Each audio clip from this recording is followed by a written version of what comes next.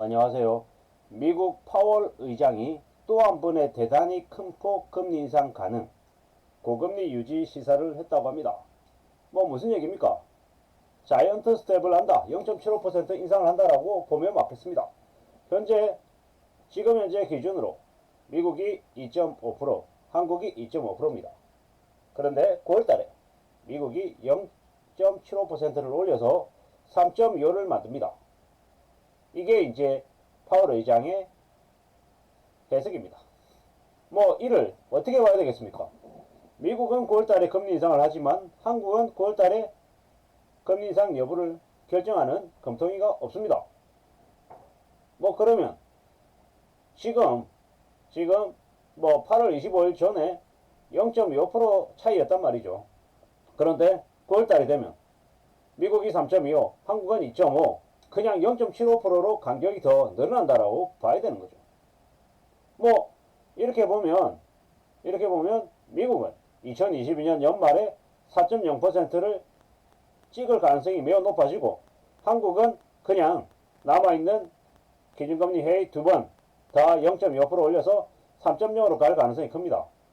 미국은 4.0, 한국은 3.0, 1%로 간격이 더 벌어지면 한국의 경제 충격, 경제적인 어려움은 당연히 벌어진다라고 봐야 됩니다. 한국은행 총재가 한미금 역전이 커지더라도 외환 보유고가 넉넉해서 문제가 없는 것처럼 얘기하는데 절대로 그러지 않다라는 거죠. 지나가는 삼척동자도 다 아는 겁니다. 미국 금리가 4%, 한국이 3%면 돈 가지고 있는 사람이 한국에 투자합니까? 미국에 투자합니까? 미국에 투자합니다. 미국에. 게다가 지금 한국은 무역수지 적자가 심하고 각종 부채가 천정부지로 치솟아 있기 때문에 한국에 투자를 해서 얻을 수 있는 수익이 낮다라고 봐야 되는 거죠. 미국은 실업률도 사상 최저, 금리도 가파르게 올려서 미국 내에 가지고 있는 부채들도 정리할 수 있는 힘도 가지고 있고, 여러모로 여건이 좋고, 한국은 앞으로 IMF 시즌2, 그냥 IMF가 다시 오는데 1997년 98년에 비한 IMF보다 더 혹독한 충격이 온다라는 걸 이제 사람들이 다 알고 있잖아요. 부동산 거래가 왜 거래량이 전년 동기간 대비해서 10분의 1통을 낮겠습니까? 부동산 가격이 너무 높아서 저거를 윤석열 정부가 아무리 떠받들려고 해도 답이 없다라는 거죠. 그러면 부동산만 그렇겠습니까?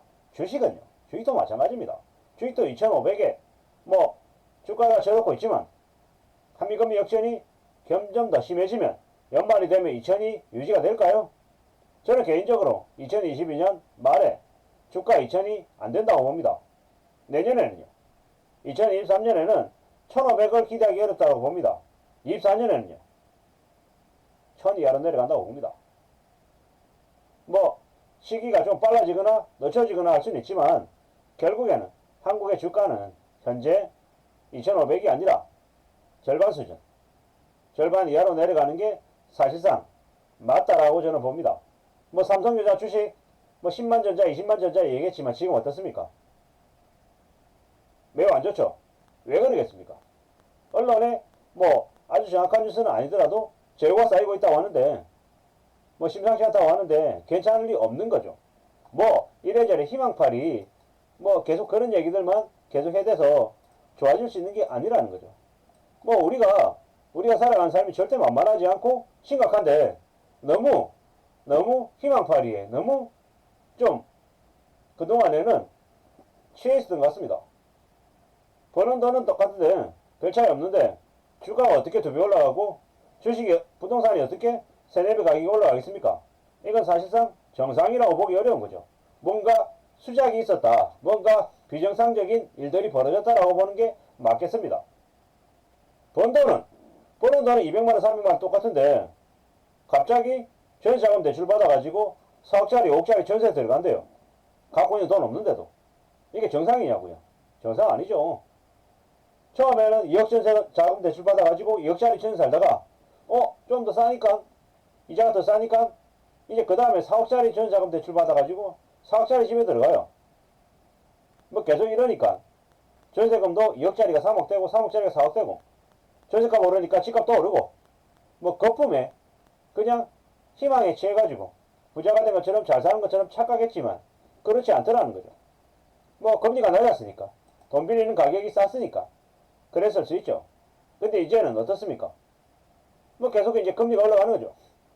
미국이 올라가는데 한국이 천천히 올릴 수 있겠습니까?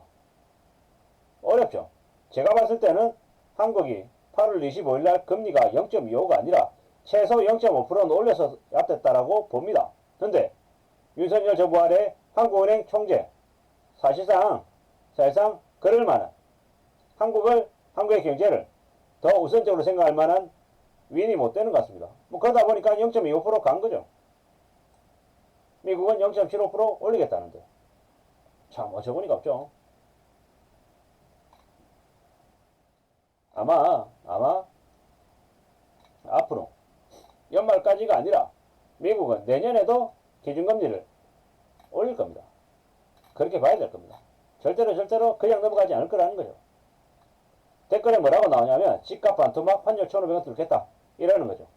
미국이 이런데 미국이 0.75% 올린다는데 한국은 이번에 겨우 0.25% 올렸다. 안 그래도 빠져나오고 있는데 이제 더 팍팍 빠져나가겠다. 참 어처구니가 없죠. 한국 정신 피바람이 불 거다라는 거죠. 이게 현실입니다. 이게 현실. 이 댓글들은 실제로 뭐 유튜브나 전문가라고 얘기하는 이들이 떠들어대는 얘기보다 훨씬 더 현실적인 얘기를 합니다.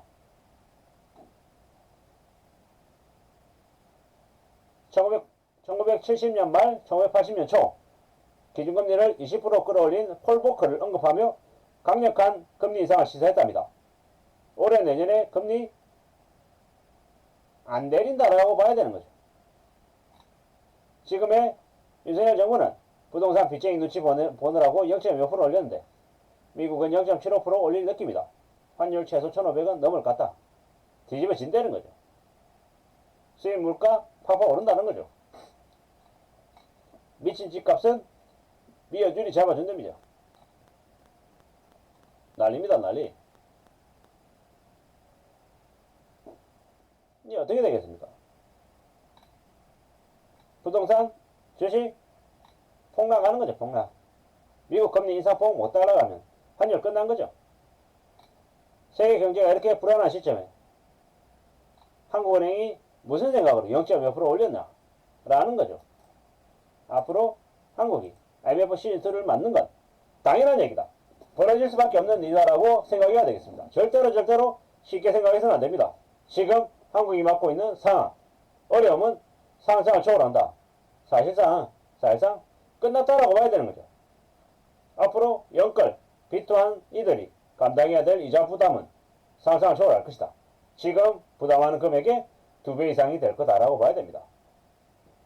연초에 작년 이맘때 원리금 상환 이자 부담이 120이었다면 지금은 거의 180만원, 200만원 가까이 될 겁니다.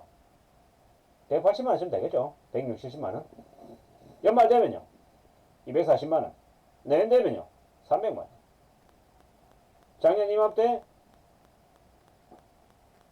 받던 내던 원리금 금액보다 내년 말이 되면 3배가 된다라고 보는 게 맞겠습니다.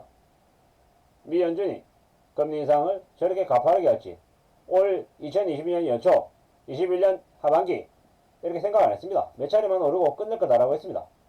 근데 지금 분위기는 어떻습니까? 더 안 좋습니다. 더 가파르게 오르고 있습니다. 아마도 2022년, 23년 금리를 계속 올릴 거고요.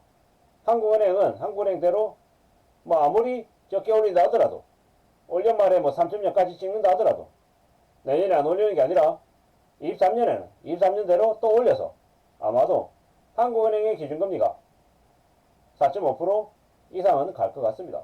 안 그러면 뒤집어집니다. 물가 안 잡히고요. 환율 대폭등하고요.